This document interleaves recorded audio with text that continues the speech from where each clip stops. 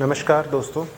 तो आज हम शुरुआत करने जा रहे हैं अपने फ़िज़िक्स के सिलेबस की, जो सीबीएसई का सिलेबस है। तो सबसे पहले हम यूनिट 1 से डिस्कस करेंगे। आज हम डिस्कस करेंगे यूनिट्स, डायमेंशंस, मेज़रमेंट के साथ सिग्निफिकेंट फिगर्स और एरर्स। ये 4 कॉन्सेप्ट आज हम डिस्कस करेंगे। सबसे पहले हम शुरुआत करते हैं यूनिट से। यूनिट में बेसिकली हम डिस्कस करेंगे जो भी फ़िज़िकल क्वांटिटीज़ हैं उनका यूनिट कैसे फाइंड आउट करना है, और कौन कौन सी हमारी फंडामेंटल क्वांटिटीज़ हैं, कौन कौन सी हमारी डिराइव्ड क्वांटिटीज़ हैं। डायमेंशंस में हम डिस्कस करेंगे कि डायमेंशंस कैसे हम फाइंड आउट करेंगे, जो हमारी वेरियस फिजिकल क्वांटिटीज़ हैं उनके डायमेंशन कैसे फाइंड आउट करने हैं। फिर डायमेंशंस के बेनिफिट की हम बात करेंगे। डायमेंशंस में 3 तरह के हम बेनिफिट्स की आज हम बात करेंगे। सबसे पहला है कि कोई भी इक्वेशन है तो उसकी होमोजेनिटी फाइंड करना, कि क्या दोनों साइड पे डायमेंशन ठीक हैं। अगर दोनों साइड पे डायमेंशन में कोई प्रॉब्लम है, लेट अस सी कोई कांस्टेंट दिया हुआ है ए, बी और सी, तो उसके डायमेंशन फाइंड आउट करना। दूसरा, हमें कोई इक्वेशन ड्राइव करने को कहा जाता है, कोई फंडामेंटल रिलेशन ड्राइव करना है फोर्स का या टाइम पीरियड का, तो वो हम फाइंड आउट करेंगे डायमेंशन से। और तीसरा डायमेंशन के हम देखेंगे कि हमारे जो हमारे नुकसान क्या क्या हैं डायमेंशन सिस्टम के, उसके हम थोड़ा सा डिसएडवांटेज की बात करेंगे। उसके बाद हम सिग्निफिकेंट फिगर की बात करेंगे। सिग्निफिकेंट फिगर के हमारे कुछ रूल्स हैं। सिग्निफिकेंट फिगर एडिशन में किस प्रकार से देखना है, मल्टीप्लिकेशन में किस प्रकार से देखना है, और सिग्निफिकेंट फिगर में कौन सी हमें जो है ड्रॉप कैसे करनी है डिजिट, और डिजिट हमें राउंड ऑफ कैसे करनी है। इसके कुछ रूल्स हैं, लॉज हैं, हम उसकी बात करेंगे। एंड लास्ट में हम एरर्स की बात करेंगे कि एरर, मैक्सिमम एरर कैसे आता है, चाहे वो डिवीज़न में हो चाहे वो सब्ट्रैक्शन में हो, तो हमें कैसे उसमें एडिशन लेना है ना कि सब्ट्रैक्शन लेना है। तो इन चारों टॉपिक्स पे हम एक एक करके बात करते हैं। तो आइए शुरुआत करते हैं यूनिट से। सो फ्रेंड्स, सबसे पहले हम डिस्कस करेंगे यूनिट्स क्या हैं।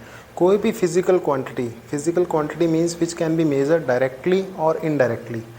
किसी भी फिजिकल क्वांटिटी को मेज़र करने के लिए हमें यूनिट की आवश्यकता है। जैसे कि कोई भी फिजिकल क्वांटिटी, लेट अस से अगर मैं बात करूं, दिस इज़ लेंथ। अगर मैं इसकी फ़िज़िकल क्वांटिटी की बात करूं तो फ़िज़िकल क्वांटिटी इस केस में है लेंथ। लेट अस से दिस इज़ 10 सेंटीमीटर। तो मैं इसको लिखूंगा Q is equal to n u. n is 10 and u is centimetre. So centimetre is the unit. So ये यूनिट है। लेट अस से अगर मैं अपने रूम की बात करूं, जिस रूम में मैं खड़ा हूं, लेट अस से इसकी लेंथ है 2 metre. So 2 is the quantity and m is the unit. So कोई भी फिजिकल क्वांटिटी जिसको हम डायरेक्टली या इनडायरेक्टली मेज़र कर सकें, उसके लिए हमें यूनिट चाहिए।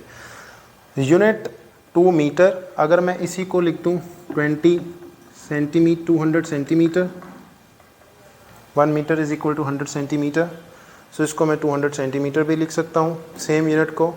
सो अगर मैं Q कांस्टेंट रखूँ, so Q can be written as N1 U1 और N2 इंटू U2। सो Q को मैं N2 U2 से भी लिख सकता हूँ। जितना, अगर मेरा Q कांस्टेंट है, अगर मेरा जैसे 2 मीटर को 200 सेंटीमीटर लिख दूँ, तो देन N1 मेरा बड़ा हो गया, U2 मेरा छोटा हो गया, यूनिट छोटा हो गया। जितना यूनिट मेरा छोटा होता जाएगा, उतना मेरी क्वांटिटी, एब्सोल्यूट क्वांटिटी बढ़ती जाएगी। सो this is a basic formula. So next is fundamental quantities. कुछ हैं, कुछ हमारी डिराइव्ड क्वांटिटीज़ हैं। फंडामेंटल क्वांटिटीज़ 7 मानी गई हैं बेसिकली। लेंथ L से डिनोट किया जाता है, मास M, T time, temperature K kelvin, current I और A। करंट को कई बुक्स में I से लिखा गया, कई में से A लिखा गया है। Ampere, A stands for ampere. Luminous intensity candela, CD इसको लिखते हैं।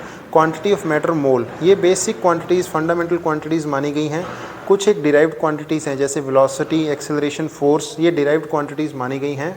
अगर मैं यूनिट्स के सिस्टम की बात करूं, तो जो जैसे सेंटीमीटर सिस्टम मैंने कहा, तो सेंटीमीटर सिस्टम में CGS सिस्टम जो फ्रांस में शुरू किया गया था, सेंटीमीटर्स में लेंथ मेज़र की जाती है, ग्राम्स में मास मेज़र किया जाता है, एंड सेकंड में टाइम मेज़र किया जाता है। दूसरा सिस्टम है FPS system, foot, pound and second. Foot में लेंथ, पाउंड में मास एंड सेकंड टाइम।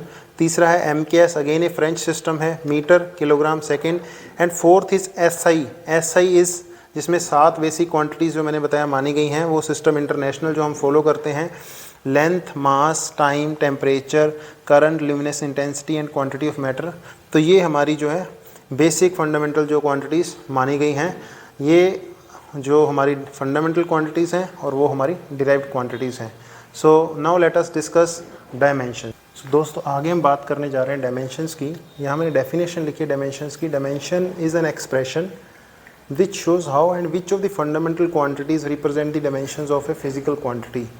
कहने का अभिप्राय, कोई भी फिजिकल क्वांटिटी को मैं एम एल टी या जो हमारी बाकी की क्वांटिटीज़ हैं टेम्परेचर, करंट, ल्यूमिनस इंटेंसिटी या मोल, इनके एक्सप्रेशन में लिखूं तो then that will become a dimension. For example कोई फिजिकल क्वांटिटी, जैसे मैंने इसकी बात करी थी, that is a length, so then length can be written as m0 l t0 rest of the 0 a0 cd0 mole 0, so this will be the dimension of L, or we can simply write it as L, or we normally write it as m0 l1 t0.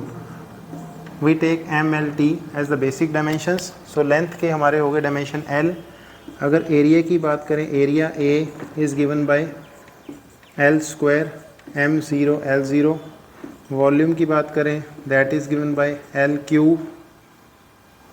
then speed की बात करें, speed और in this case velocity also, क्योंकि अभी हम सिर्फ उसके हम डायरेक्शन की बात नहीं कर रहे, we are just talking about the formula. Speed is distance upon time, distance upon time, that is L upon T. So this is equal to LT minus 1.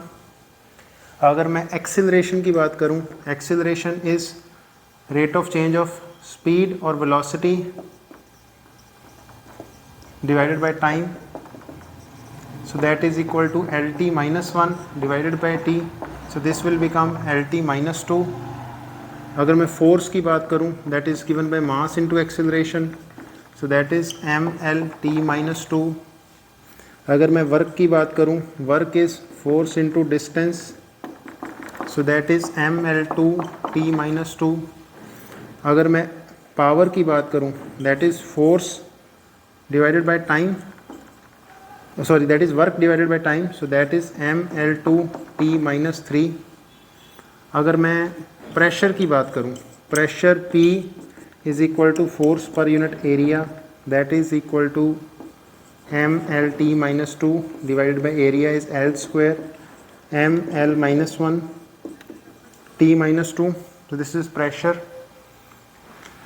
so जो कुछ डिफ़िकल्ट फिजिकल क्वांटिटीज़ जिनका question पूछा जाता है वो है normally आपकी coefficient of viscosity ईटा, जिसका क्वेश्चन आता ही आता है, जिसके डायमेंशन आप निकाल सकते हैं. Force is given by eta A dv by dx.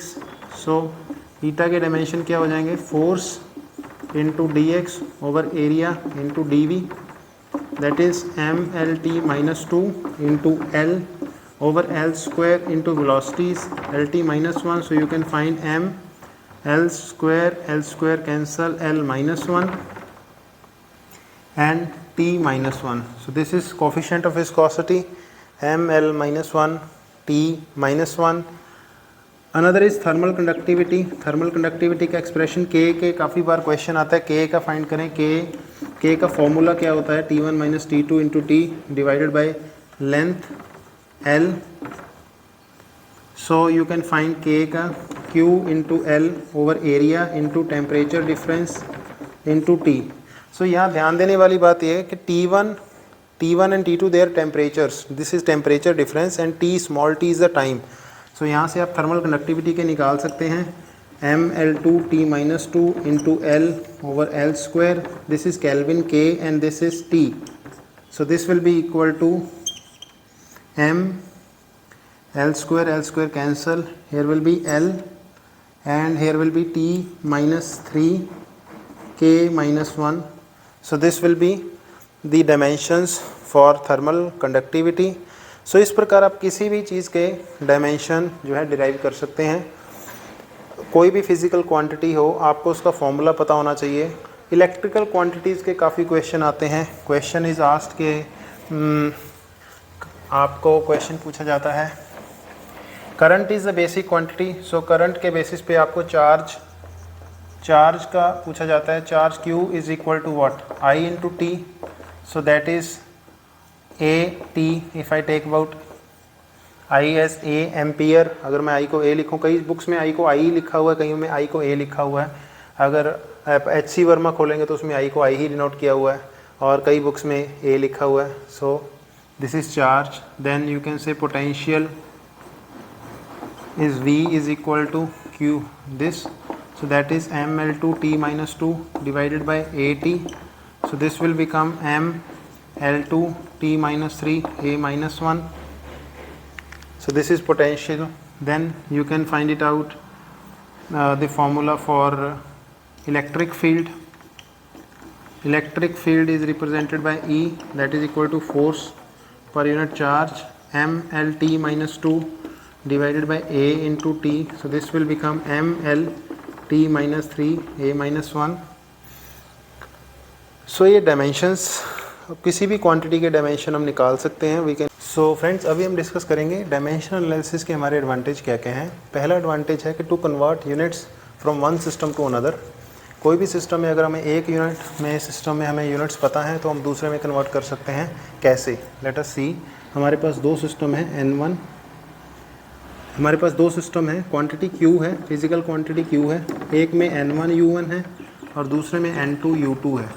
जैसे मैंने पहले बताया था, अगर Q रिमेन्स द सेम तो N1 U1 is equal to N2 U2. उसके जो U1 है, जो बेसिक क्वांटिटी है, उसको हम डायमेंशन की फॉर्म में लिख सकते हैं m raise to the power a, l raise to the power b, t raise to the power c, जो भी उसका डायमेंशन है. और U2 जो उसका नया सिस्टम जो हमने फाइंड करना है, तो उसमें भी हम लिख सकते हैं m1 L1 T1 m2 L2 T2 raised to the power a b c. So we can find N2 is equal to N1 into m1 upon m2 raised to the power a, L1 upon L2 raised to the power b, and T1 upon T2 raised to the power c. For example, let us say मेरे को question, simple question, 72 kilometre per hour की speed है. मेरे को इसको metre पर second में convert करना है. एक यूनिट सिस्टम दिया हुआ है 72 पर आवर, मेरे को मीटर पर सेकंड में कन्वर्ट करना है. तो वैसे मेरे को पता है सिंपल फार्मूला क्या होता है, 72 इंटू 5/18 करो, यू विल गेट 20 मीटर पर सेकंड. बट मेरे को डायमेंशनल एनालिसिस से करना है. सो मैं पुट करूँगा N1 is equal to 72. And ये स्पीड का फॉर्मूला है. स्पीड के यूनिट हमारे डायमेंशंस हैं LT minus 1. So it means A 0 है यहाँ पे, B 1 है, C माइनस 1 है. A B C, A 0 B 1 C minus 1. So we will just put the values. N2 is equal to 72 into M1 upon M2, चाहे कुछ भी हो, दोनों सिस्टम में इसकी वैल्यू नहीं है, 0 है. L1 इस केस में kilometre means 1000 metre. L2 is in meter system because we have to find in meter per second. T1 hours में है, 1 hour means 3600 second divided by T2 is 1 second, वो सेकेंड में है. इसका डायमेंशन 1 है, इसका -1 है. So this will become 72 into 1000 divided by 3600. This will become 20 metre पर second. So N2 is equal to 20 metre पर सेकेंड. सो बड़ा ही सिंपल क्वेश्चन मैंने किया है. लेट अस से एक और क्वेश्चन करते हैं, कोई भी एक और क्वेश्चन. एक बड़ा ही अच्छा क्वेश्चन है. G की वैल्यू, जो ग्रेविटेशनल कांस्टेंट है, G की वैल्यू फाइंड आउट करनी है. In one system it is 6.67 into 10 raise to the power -11. और हमें इसको, ये हमें CGS सिस्टम में दी हुई है. Then we have to find in SI system, इसकी वैल्यू क्या होगी. So this is the question, find the value of G, gravitational constant in SI. In CGS the value is this. So हमें पता है फॉर्मूला क्या है, F is equal to G m1 m2 upon r square. This is the gravitation force between two particles of mass m1 and m2 separated by distance r. अगर दो particle हैं m1 m2 का, दोनों के बीच r distance है, तो दोनों के बीच एक अट्रैक्टिव फोर्स होगी, जिसका फॉर्मूला ये है. हम आगे ग्रेविटेशन वाले चैप्टर में पढ़ेंगे, 7 चैप्टर में. So then G is equal to F into R square over let us say mass square. So mLT minus 2 into L square over m square. So this will become m minus 1 L cube and T -2. So these are the dimensions. So dimension क्या हो गए G के? M-1 L3 T -2. सो अभी हम इसको use करेंगे to find out this relation N2 is equal to N1 M1 upon M2 raise to the power A, L1 upon L2 raised to the power B, and T1 upon T2 raised to the power C. So here A is what? A is equal to -1, B is equal to 3, C is equal to -2. So let us find out the value. N2 is equal to N1. हमें CGS unit दिए हुए हैं 6.67 into 10 raised to the power -8. M1 is mass in CGS, that is 1 gram divided by mass in second system is SI system. So in SI it is 1000 grams. So units are the same, so that the ratio is the same. A raised to the power 1.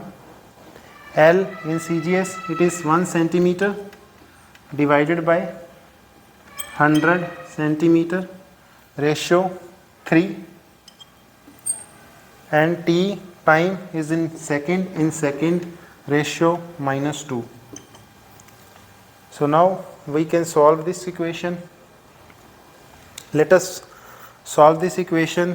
We will get N2 is equal to 6.67 into 10 raised to the power -8 into A is -1, sorry, this is -1, so 10 raised to the power -3, this will become 10 raised to the power 3 into 10 raised to the power 6, and this will become -6, so that is 6.67 into 10 raised to the power -11. So this is the form answer, and found the value of G in SI system 6.67 10 raised to the power -11. Units are Newton meter square per kilogram square. So this is how we can convert units from one system to another using dimensional analysis.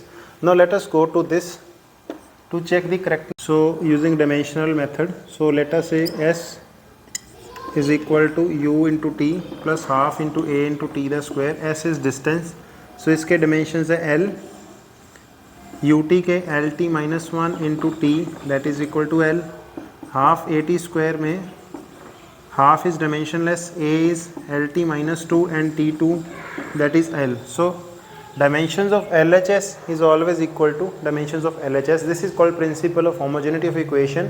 कोई भी equation है, let us say x is equal to ut plus half at square plus L sin theta plus, let us say, you can say anything like b a t square by 5 plus, let us say, you can say t cube, or here any other dimensions alpha. So anything on this side will be of dimensions length. इस सभी के dimensions length के होंगे.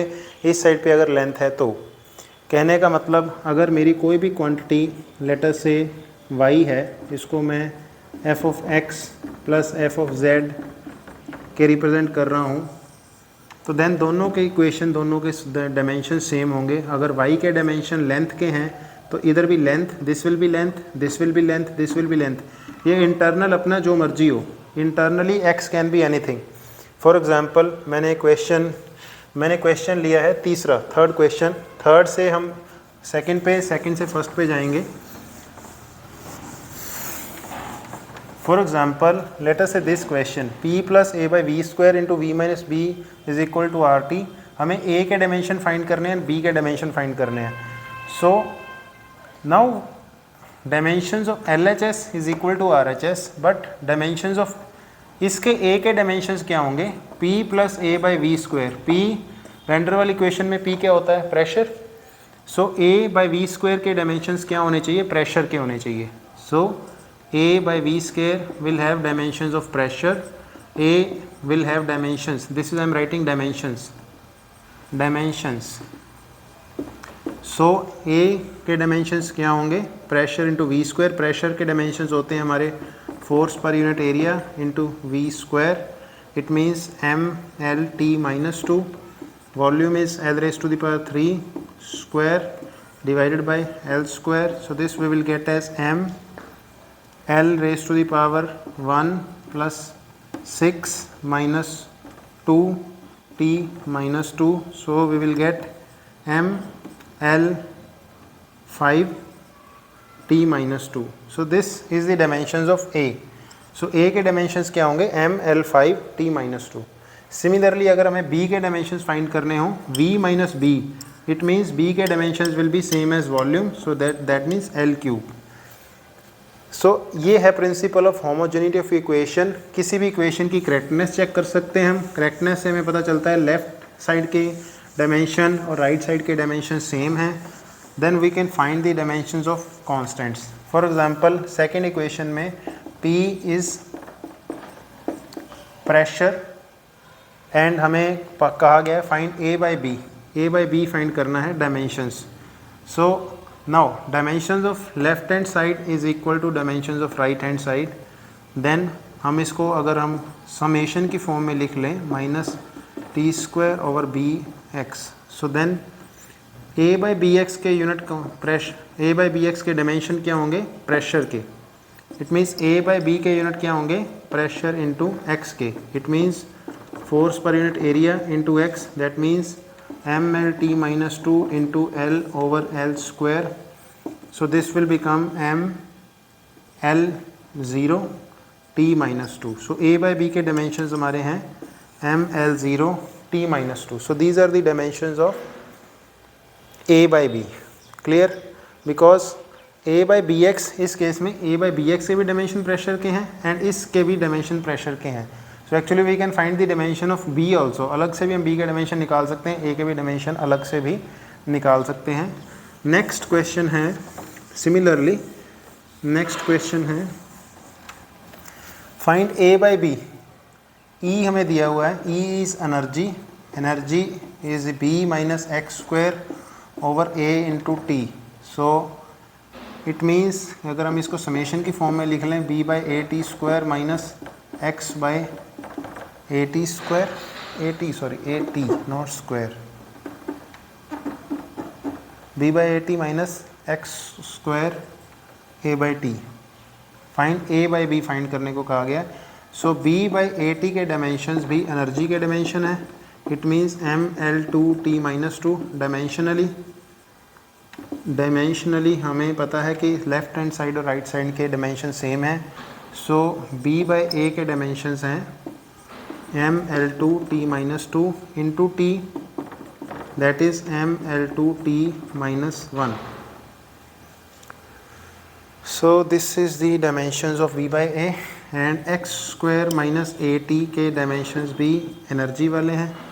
x square by a t, it means what? This implies a के dimensions क्या है? x square over e t.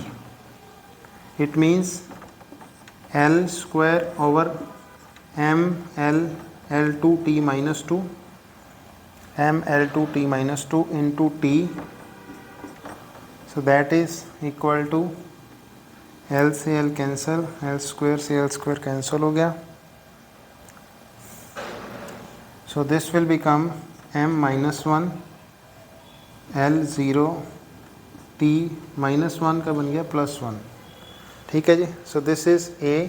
Now A cross B find करना है. A क्रॉस B के dimensions will be A cross A square into B by A. A square means we have to square this T1, इसको square कर दें and into this multiply कर दें m L 2 t minus 1.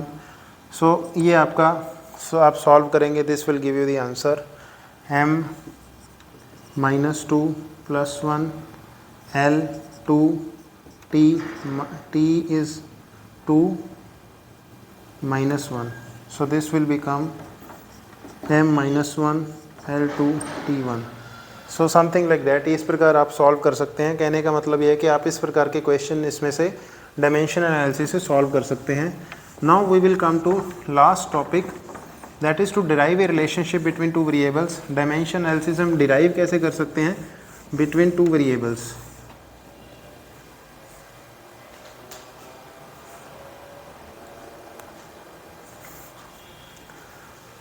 So let us derive one equation between two variables. Let us say हमें कहा गया है कि फोर्स जो है centripetal force depends upon m raise to the power a, v raise to the power b, r raise to the power c. तो आपको centripetal force का एक्सप्रेशन डिराइव करना है m v r की टर्म्स में, and it is given that k is equal to 1, जो constant आएगा f is equal to k m a v b r c. k is equal to 1 है, so we can say this is equal to m a v b r c. Now using dimensions हमें f का equation find करना है. So dimensionally both the equation should be right. On left hand side these are the dimensions, on right hand side dimensions are m the power a, b raised to the power b, and c is distance raised to the power c. So dimensionally 1 is equal to a, this implies a हमारा 1 आ गया. 1 l, अगर हम l के coefficient compare करें, l का coefficient है b plus c, this implies b plus c is equal to 1 and c के coefficient -2 and here it is -b. It means b is equal to 2. b 2 है and this implies अगर b 2 है तो c कितना होगा, 1 minus b, it means -1. So c -1 है.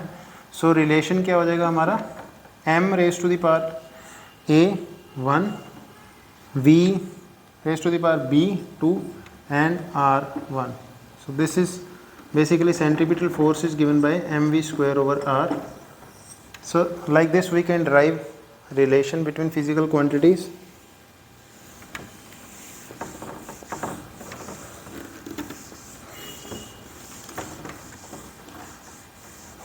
Similarly अगर हमें कहा जाए time period of a pendulum when we are doing a pendulum experiment, तो टाइम पीरियड जो फाइंड करना है that depends upon mass of the bob A, and then we can find L, length of the bob, length of this hanging bob B, and let us say G, acceleration due to gravity C. So we have to find T. K is given as 2 pi. Let us say we have to find this relation. T is the time period, so we have to find this relation.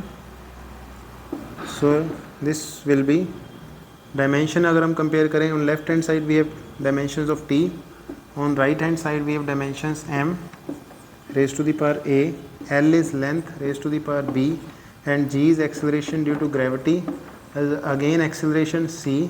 So dimensionally a is equal to 0 plus c is equal to 0, and t expression t1 is equal to minus 2c.